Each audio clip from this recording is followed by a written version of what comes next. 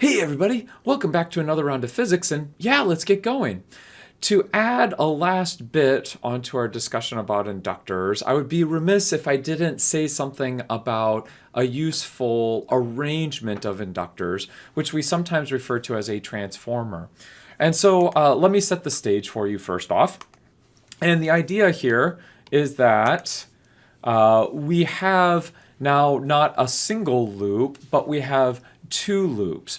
Or a different way to say it is intertwined solenoids. The description I have here, the picture, is that you have solenoid 1, which is particularly long, and then a second solenoid which loops around it. Now, intertwined, another time you might hear it called a nested solenoid. Okay, and I have an example here sitting in the office. So of course you have a coil of wire, but then also inside you have a second coil of wire, which nests ideally inside the first. Okay. And so first of all, the question is, what happens if I decide to run a current, say, in the outside solenoid, right? And you can go ahead, talk about it, think about it for a second, pause the video. But you know that if I run a current in this solenoid, then I will get a magnetic field. We've already discussed that. The idea that a magnetic field inside a solenoid is given by mu naught times the number of turns times the current we're deciding to run through the solenoid divided by the length of the solenoid. Now, somewhere on this, I am about 80% confident somewhere on this there should be an indication about the turns per unit length on this wire.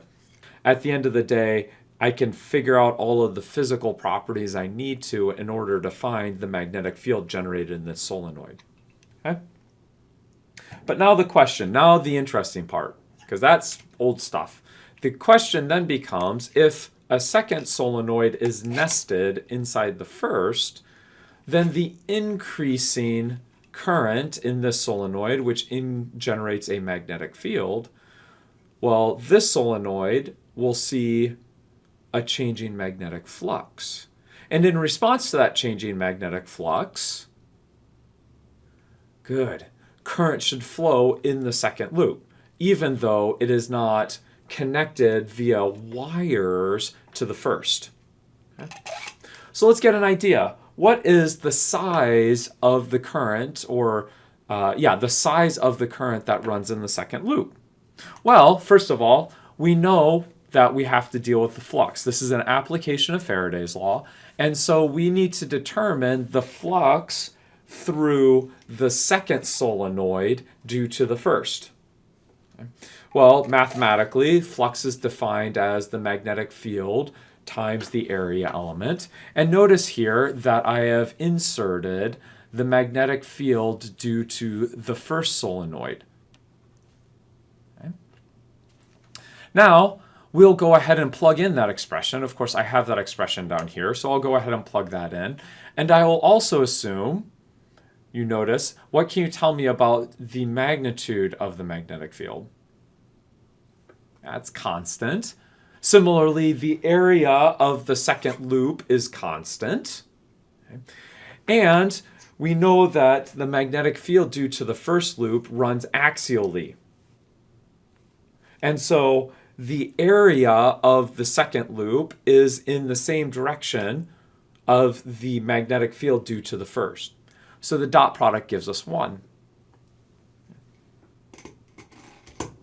For that arrangement, of course. So at the end of the day, I've performed my integration and the dot products, and we see that the magnetic flux in the second loop due to the magnetic field of the first is given by this expression. We should also remember that this is for a single loop in the second solenoid. And so if I want it for the entire solenoid, I need to multiply by the number of loops. So I'll go ahead and put an N2 there. Now you, as an astute physicist, know that the flux, although is convenient, that's not the thing I care about. Faraday's law doesn't care about the flux, it cares about The change in flux. Very good. And so I need to take a time derivative of this expression. Well, we go through and we look and we say, well, what actually varies in time for this expression? The number of loops doesn't, the length of the first solenoid doesn't. The only thing that really varies in time is the current. And so the potential difference, and you notice that for this solenoid, you notice that the terminals are here. Okay? You might say, why is that? What they do is they wrap the wire one way, and then there's a second round of wire wrapping coming back so that you have both terminals on the same side of the solenoid. Okay? So if I were to hook up a voltmeter on each of these terminals to measure the potential drop across the solenoid, I should get a measured value given by Faraday's law, namely the product of the two loops times the area of the solenoid divided by the length of the first solenoid. And then, of course, the change in the current running through this one. Good? Of course, we could also write down the difference in potential across the first solenoid, right? Remember, we have self-inductance going on, so loops of the first solenoid see the magnetic field due to the first solenoid. So I'll go ahead and give you that expression. This is from a past lecture, of course. Yay? Okay, good. Now, the thing where the transformers comes in is that we're going to look at these two expressions. The top one telling us the difference in potential in the second solenoid. The bottom equation telling us the difference in potential of the first solenoid. Okay. Good. In fact, I'm going to go a little further. I'm going to go ahead and look at a ratio. Something like this. And you notice a couple of things. First of all, because I've taken a ratio, the values that are the same for both expressions end up canceling out. Things like mu naught, things like the change in the current. You notice that they both have I1 in the expression, the change in I1. So those cancel out. And I end up with an expression that says the change in potential across the second solenoid as a ratio of the change in potential across the first. And you see that those changes depend on the number of loops in each of the solenoids and the areas. You say, well, great, Greg, when will I ever actually need this? Let's go a step further. Wait, there's more, right? First of all, especially for nested solenoids, okay, how does the area of one of the solenoids compare to the area of the other? Approximately. Go ahead and think about a spherical cow in space. Yeah, good. They're the same. Now, it doesn't necessarily have to be like that, okay? But for this purpose, this example, they're essentially the same. And indeed, oftentimes when you see a transformer, there will be some way of making sure that the areas are roughly the same, whether it be nested solenoids, or another time what you'll see is actually an iron core that goes into one solenoid and then goes to the other solenoid. So it's using the magnetization of iron to, for lack of a better word, transmit the flux of the magnetic field from one solenoid to the other. Almost like a bridge. Now, that being the case, we'll go ahead and keep going for this example. And notice that, hey, because the areas are approximately the same, I have now an expression that relates the change in potential across one solenoid to the change in potential across the other. And it simply goes like the number of turns in each of the solenoids. Now, when we have a situation where N1 is larger than N2, okay, so the number of turns in the first solenoid, which is generally referred to as the primary, when it is larger than the number of turns in the second solenoid, called the secondary. N1 is larger than N2. how does V2 compare to V1?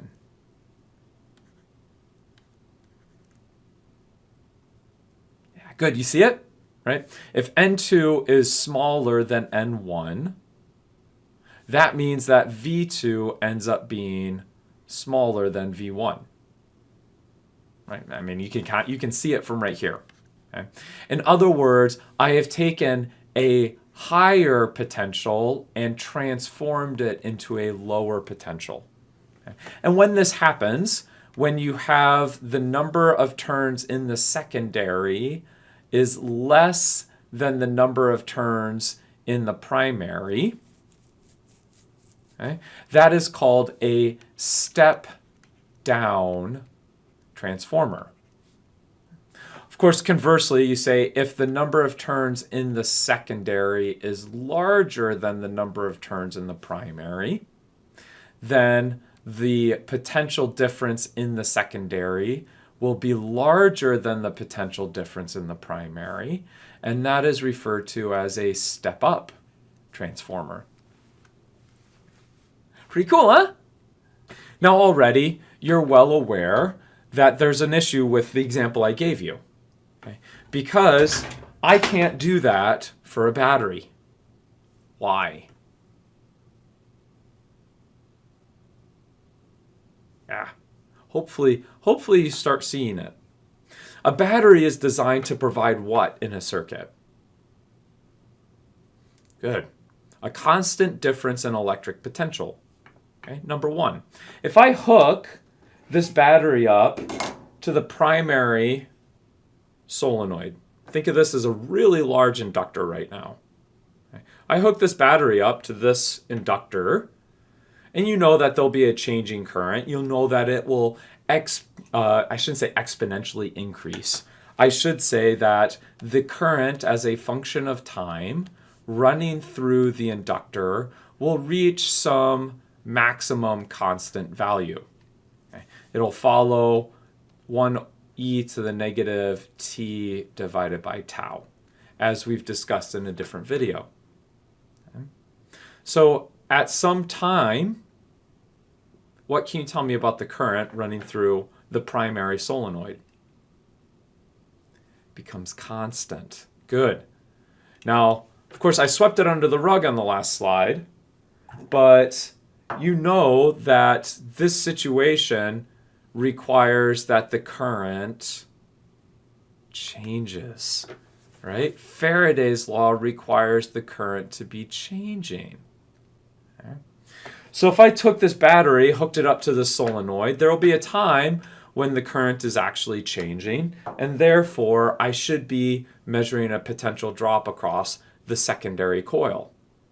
However, after some time period, the current becomes essentially constant, and I will no longer get a changing flux in the secondary. Because I no longer have a changing flux in the secondary, I'll get no potential drop across the secondary coil. And all of a sudden, my transformer is not working anymore. Hopefully you see where I'm going. Transformers will only work if the current is continually changing, which means, for practical purposes, where you'll see this in everyday life, a step-up or step-down transformer needs a changing current, which is where we'll start talking about, at least this is where it would come in, is alternating current. We need AC current. You don't deal with these transformers. In fact, you don't deal with inductors pretty much at all when your currents are constant. That's boring. The inductors are basically like a wire at that point. So step up and step down only works with AC current. Or maybe I shouldn't say only, but it has to be changing. Of course, the most obvious place where we see changing current is alternating current. Okay? Now, this also gives you an idea about what happens, right? Down the road. We have Clifty Falls State Park, right? Big power plant. Or the park is not the power plant, but there's a power plant down by the entrance to the park. Right. Now, I haven't looked up anything. I have zero idea. But my guess is that it probably, 10,000 kilovolts. Maybe it's 10,000 volts. I don't know for sure. Let's just say it's 10,000 volts. okay, for sake of argument. That's where it's being produced at the power plant downtown. Okay? But my house, right, lowly old Greg's house over here, it doesn't use a potential difference of 10,000 volts, right? I plug something into the wall, it needs 120 volts. That's what it's designed for. So the question then becomes, how can I get the 10,000 volts down to the 120 that the electronics in my house can use? You go, I know. I need these step-down transformers, right? Between the power plant downtown and my house, right? You have, for example, on Cynthiana, there is what's called a substation. Big gray box, right? Surrounded by a fence. Okay? Some sort of substation. Now, I'm not a pro at this, right? You can Google this and find people that can give you far more detail than I can. I'm just giving you the 30,000 foot overview. One of the things at that substation, though, is a step-down transformer, right? It has something like, I don't know, let's say N2 is 1. Well, 1's not realistic. Let's say N2 is 100 and N1 is 100,000. Okay? And so all of a sudden, you take that electricity, at a difference of potential of 10,000 volts, you run it through a step-down transformer, and then all of a sudden the output from this step-down transformer isn't 10,000 volts, it's only, 1,000 volts, right? And then what happens? Well, that power line going towards my house, before it hits my house, it's, and you can see these still. If you live in an area that has the telephone poles, you see these every once in a while. It's a gray cylinder, maybe a yard tall and maybe, I don't know, a foot in diameter. It'll be gray, standing high up on the pole. Okay. And again, that is another transformer. Okay. You notice it's decreased in size partially because it doesn't have to do as large of a step down. Maybe N2 will be 100, and N1 might be 1,000. Okay? So you have less coils of wire, and so you can go physically smaller, for example. Okay? And then again, you see that this is another step down. It's a 1 to 10. And so all of a sudden, I can go from 1,000 volts down to 100 volts. And then, okay, well, I had 120, but this is argument case, right? And then I have Happy Greg, who doesn't blow up his, microphone or his digital camera or speakers or anything else when he plugs them in. Now, there's a couple things. You say, well, wait a minute, Greg. This seems like urban witchcraft. You can't do this just automatically. You have to pay the piper somehow, right? You can't just get this change for free.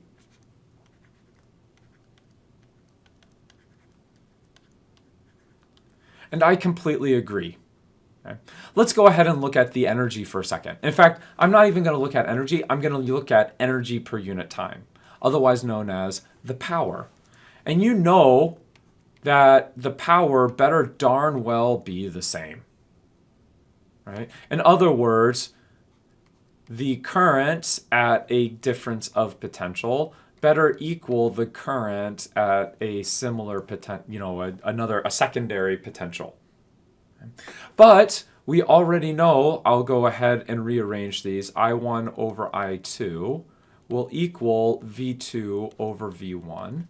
And of course, from our transformer stuff, V2 over V1 is N2 over N1, proportionally. So what happens? You can see that you step down the voltages at the penalty of stepping up the currents. If you get a decrease in the potential difference, what happens is the currents have to get higher. So indeed, this is what we have, is that at the power plant, you transmit at a very high difference in electric potential, but the current is going to be very low. Maybe, let's say, for sake of argument, I have no idea. Let's say 60 milliamps. Okay. So high potential difference, very low current. But when you do the step down at the substation, you go from 10,000 volts to 1,000 volts. But at the same time, your 60 milliamps will increase up to, let's see, what would this be?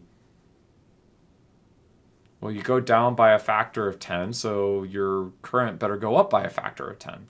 So you go to 600 milliamps. Because our potential went down by a factor of 10, our current had to go up by a factor of 10. Right? And similarly, if we get another factor of 10, then all of a sudden our current goes up to something like 6 amps. Cool?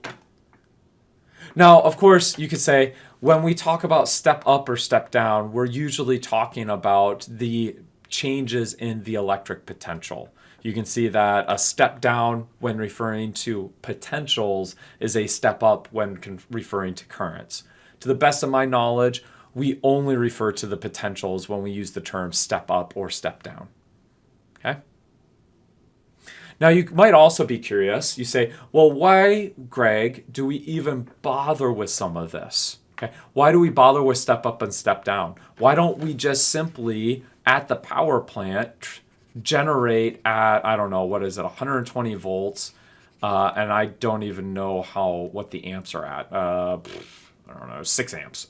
Maybe it's 60. I have to go back and check. Okay? Let's say, why don't we just generate at 120 volts at 6 amps? Okay? And here's a very interesting idea, is that we try to minimize the current because that means that our transmission of the electricity ends up being more efficient. Now, I'll have to go through and think about this a little bit more, but the issue is that the higher the current running through the transmission lines, the more energy is removed by the resistance of those transmission lines. Right? The power ends up being something like I squared R. Okay? So if we run at high current and low potential, we end up introducing a lot of transmission losses in the power lines themselves. So to combat that, what we end up doing is that we transmit at high potentials and very low currents. And because of that, it minimizes the heating of our transmission lines. That represents energy that's lost, right? Electrical energy that has been removed from our circuit and doesn't go into, keeping our house warm or making sure our light bulbs stay on. Okay? And so there's a practical issue here. And so that's why we end up with these substations and doing the step-down conversions, is that we end up being more efficient with our distribution of electricity. Maybe I should say we're more energy efficient in that manner. Pretty cool, huh? The other thing is that if you ever see one of these substations, like again, I keep referencing the one that's just off of Hanover College's campus on Cynthiana Avenue. But when you walk by, you'll also notice that there's a lot of fans. When you do this step down conversion, because the current is going up, and of course the transformers are just basically wires, you generate a lot of excess heat, right? The current is going up. Because of that, you have more losses as joule heating of the wires. The resistance of the wire is removing some of that energy, which manifests itself as higher temperatures. Okay? And so you have to cool the coil somehow. Now, the substation down the street, they do that by having some radiator fins and then big fans blowing on those radiator fins. That's also an issue when it's very hot outside. It's harder to get the transformer cooled just using the ambient air. Of course, the other issue is if it's hot outside, people want to have AC running, which means the electricity demand goes up, which means that the transformer is running more electricity through it, which means that it's getting even hotter and it has no place to actually dump that excess energy to the ambient air. It's harder. Okay? And so sometimes, indeed, when the demand gets too high, you blow a transformer because you can't get it to cool off enough. Cool, huh? Okay, I think that's it for this video. That's plenty of information, but yeah, there's, I mean, just a nice circuit application of nested solenoids. So that being the case, I think it's time for us to start delving into light and trying to get some physical properties taken care of there. So I thank you for your attention. Keep up the good work. I'll see you next time.